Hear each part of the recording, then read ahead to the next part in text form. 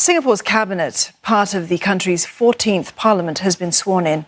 Tonight's ceremony comes 2 weeks after the general election, and for the first time it's taken place at two locations, the Istana and Parliament House, as a precaution against COVID-19. At both venues, everyone was seated at a safe distance.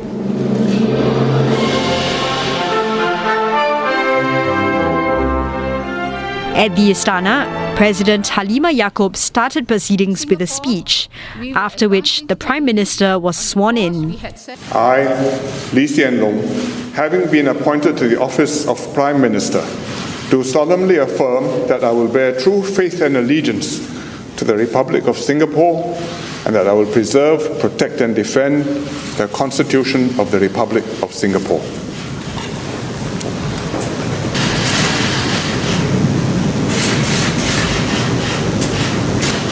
Thank you, Madam President.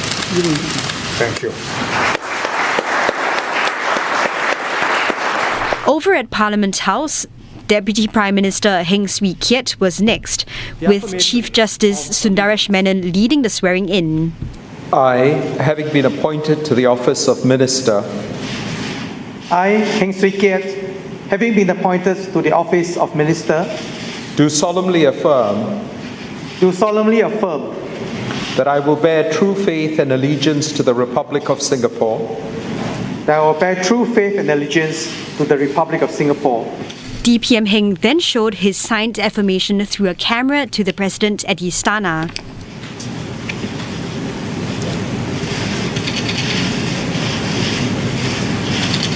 Following that, the two senior ministers were sworn in, Teo Chee Hean at Parliament House and Tharman Shanmugaratnam at the Istana. The remaining office holders in attendance also took their oaths across the two locations. They include three who have been appointed full ministers: Mr. Edwin Tong, Dr. Maliki Osman, and Dr. Tan See Leng. Dr. Tan, a first-timer who was elected, is one of 7 new members of the cabinet. The new cabinet comprises 37 political office holders, a number unchanged from the previous cabinet. 6 were promoted, while 3 others have retired. President Halimah Yacob says now that the election is over, Singapore must focus on the challenges ahead. Madam Halimah says the government called the election to secure a fresh mandate to deal with troubled times. The COVID-19 situation may have stabilized after 6 months of unremitting effort by the government, but she says the crisis is far from over. Madam Halimah has also recalled some of the measures introduced by the previous cabinet to deal with the pandemic, such as scaled-up testing, contact tracing, and a massive and complex operation to bring the migrant worker dormitories situation under control. She also gave her approval when the government sought permission to draw on past reserves to deal with the pandemic. If anything good has come out of the COVID-19 pandemic, it is the reaffirmation of our Singapore spirit. Our resilience as one people has brought us through this crisis so far. I am heartened by the way Singaporeans from all walks of life have collectively mobilized resources to help one another in this most difficult of times. I am proud of how we have stood together in solidarity with one another.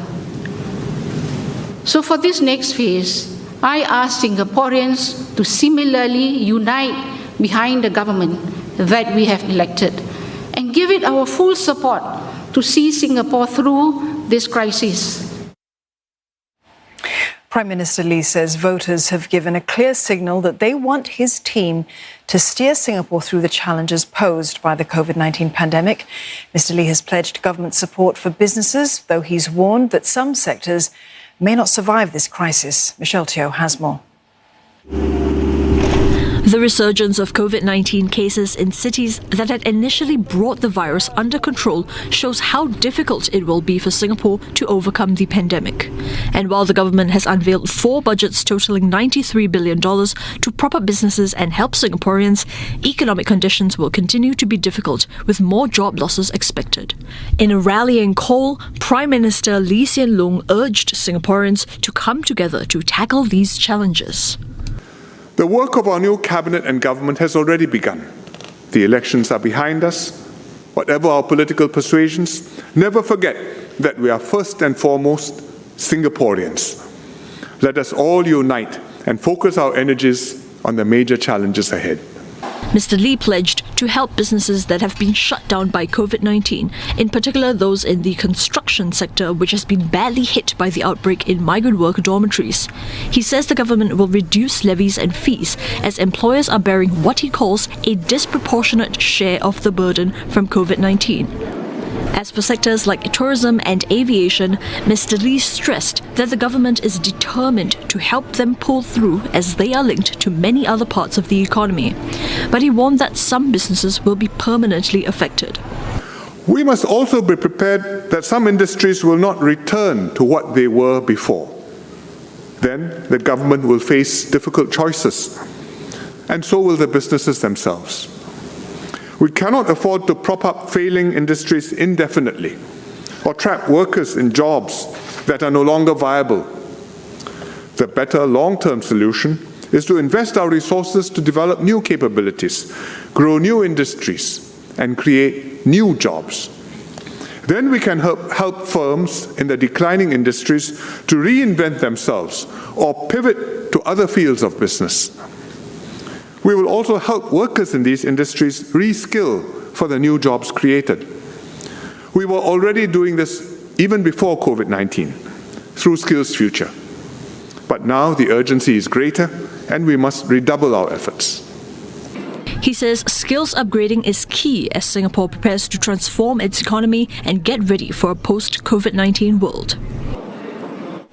The Prime Minister also says the political system must evolve to fulfill the hopes and dreams of Singaporeans. He says the government is doing its part to accommodate their desire for diverse views on politics, but called on others to step forward, stand for election and serve the country. Here's Michelle Teo again. Building a fair and inclusive society and better lives for the next generation.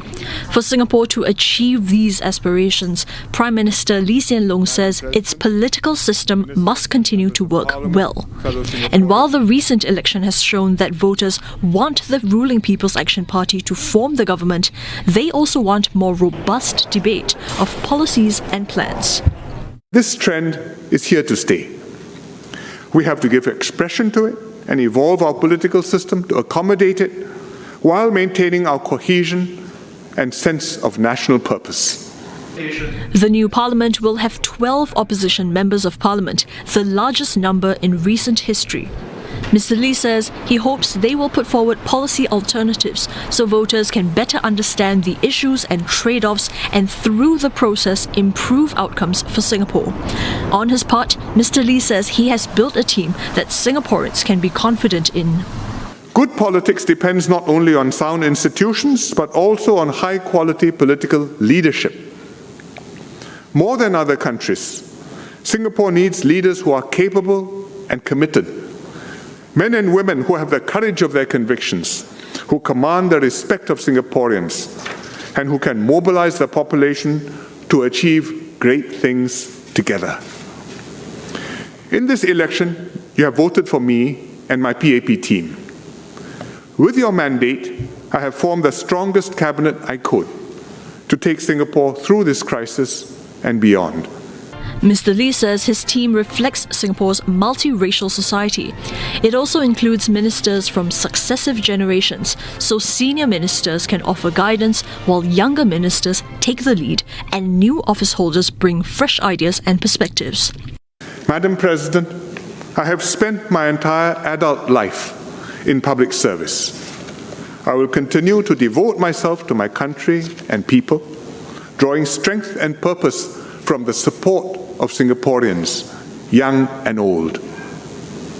My aim is to see through this crisis and hand over Singapore intact and in working order into good hands who can take the country further forward. I ask Singaporeans to extend to the younger ministers the same support that you have given me all these years. But leadership renewal is a never-ending task. We continue to need more good people from every generation to step forward, stand for election, and serve our country. Singapore must have leaders who can take the rough and tumble of politics and who will commit all their energies to work and fight for what they believe in. Only with an exceptional leadership team working closely with Singaporeans can we continue to stand out in the world.